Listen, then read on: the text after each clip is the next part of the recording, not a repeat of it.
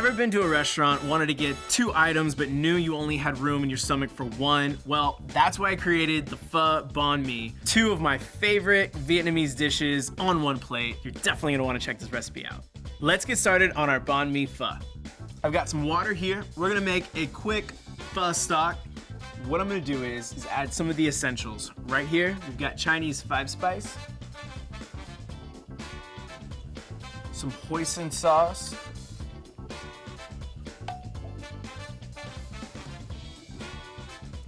little beef base,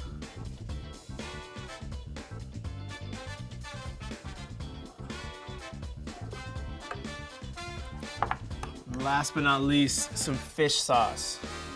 This is a very important ingredient, but you don't need too much. Just a few drops goes a really long way. Okay, so we have our broth going. We're gonna let that kind of simmer. This whole idea came to me when I was sitting at a Vietnamese restaurant. I was eating some pho. I saw somebody order a banh mi and I go, man, I really want that, but I don't have enough room in my stomach to have pho and a banh mi. So I decided, what if I was to combine the 2 together and make a pho banh mi? My mind was blown. I went home and I had to make it. So what we have here is ribeye steak. You can use any steak. All you gotta do is slice it up super thin. We want to go super thin. The key with this is have pho in mind. In the same way you would just put your meat, whether it be chicken, beef, whatever it is, in your pho, we're gonna do that same thing in the broth to cook the meat.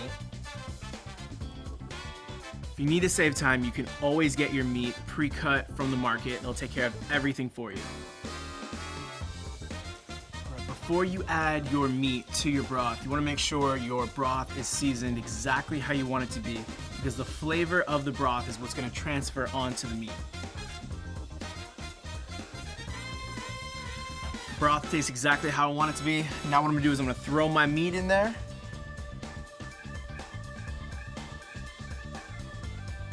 Just going to allow it to cook. It's not going to take long. Once your meat is cooked, there's no need to take it out immediately. You can get all of your other stuff ready to go before actually putting it on your banh mi. We've got carrots, cilantro, jalapenos, sprouts, and then we have our rice noodles right here already cooked. When I was young, my dad used to make a sandwich called a French dip. What a French dip was is generally a piece of baguette bread that was toasted, and then you would throw some meat on there, some cheese, and then dip it in what was called like a jus, which is basically the juice from all the different meat. So it's kind of a spin that's more of a Vietnamese play on that French dip sandwich.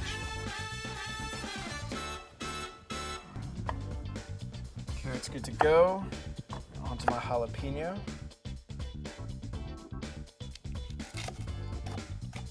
So now we're gonna start plating. We've got our baguette. You can use any type of bread. It doesn't have to be this. First I'm gonna do is I'm just gonna start taking my meat out of the broth. It smells delicious. It's still juicy. It's just been marinating, taking its time, absorbing all of those flavors. This is gonna be so delicious. Load it up with some of our fresh ingredients. We got our carrots, our jalapenos, throw some sprigs of cilantro on there. We have fresh mint. You can also use basil, Thai basil, Korean shiso, any of those work, any kind of fresh herbs. Mung beans. Of course, can't forget about your rice noodles.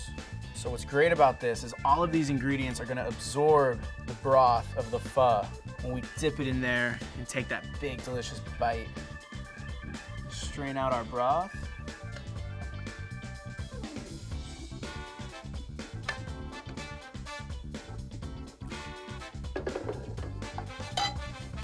If you want it spicy, you can add any of your favorite hot sauces. I've got sriracha right here.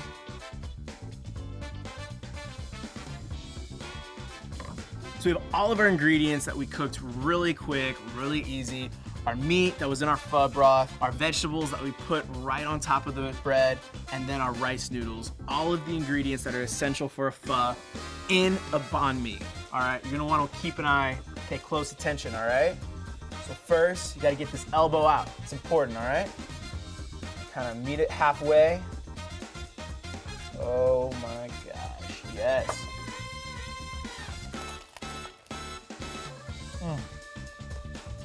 You're definitely gonna wanna check this out. An amazing mashup of 2 delicious Vietnamese dishes into one beautiful pho banh mi sandwich. Enjoy.